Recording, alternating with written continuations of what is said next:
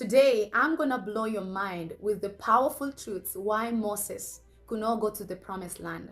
Why God dealt harshly with Moses when he struck the rock 2 times instead of speaking to the rock. Why is so powerful about this rock that God dealt harshly with Moses, that despite Moses being powerful, yet he could not go to the promised land. In Exodus 17, the children of Israel are thirsty of water. Now Moses goes to God, and God told Moses in Exodus 17:6, I will come and stand upon the rock, and you're going to use the rod and strike this rock, and water is going to come out. This is very powerful.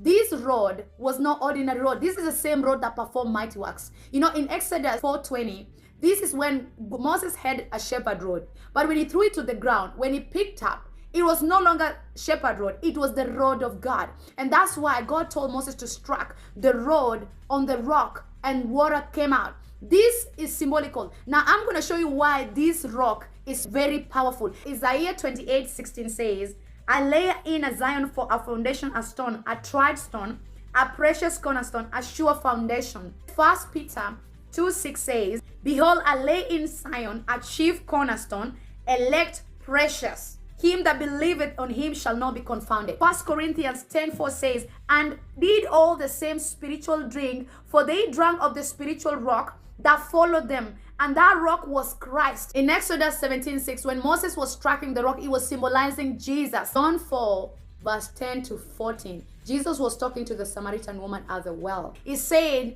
I am the living waters. If you drink of me, you will never thirst again. The Israelites were thirsty of water in the wilderness. It was just symbolical here. That is why Jesus said in John 7:37-39, if any is thirsty, let him come to me and drink. He said, rivers of living waters will flow from within him. Jesus is the living waters. And this rock was significant. It was providing waters for them because they were thirsty. Numbers 20:17-12.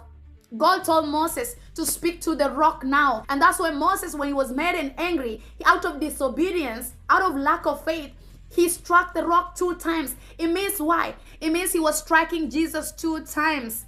And Jesus cannot be struck 2 times. Jesus cannot be crucified the second time.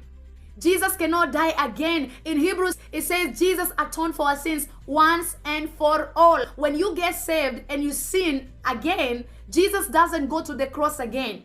This is why God dealt harshly with Moses.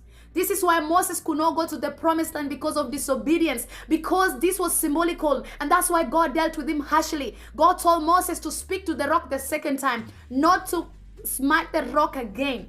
This is powerful.